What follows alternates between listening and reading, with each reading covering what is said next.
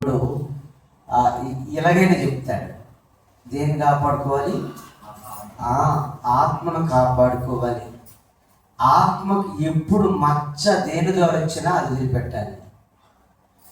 ఆత్మకు ఇబ్బంది ఎప్పుడు వచ్చినా, లేక భక్తికి ఆటంకం దేని వచ్చినా అది ఎంతటిదైనా వదిలిపెట్టాలి.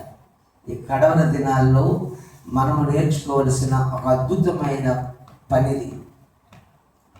ఎందుకు ఇంత గట్టిగా చెప్తూ ఉన్నానంటే, భయంకరమైన పరిస్థితులు ఏ మూలకి వెళ్ళా ఏ దేశానికి వెళ్ళా చాలా భయంకరం. అసలు థాయిలాండ్ దేశంలో భూకంపం అంటే వాళ్ళకి తెలియదు. మన దేశంలో తెలుసు, అన్ని దేశాలు. థాయిలాండ్ అసలు భూకంపం వాళ్ళకి ఇప్పుడు అర్థం కాదు. భూకంపం వచ్చి నేను 100 మంది చనిపోయినారు.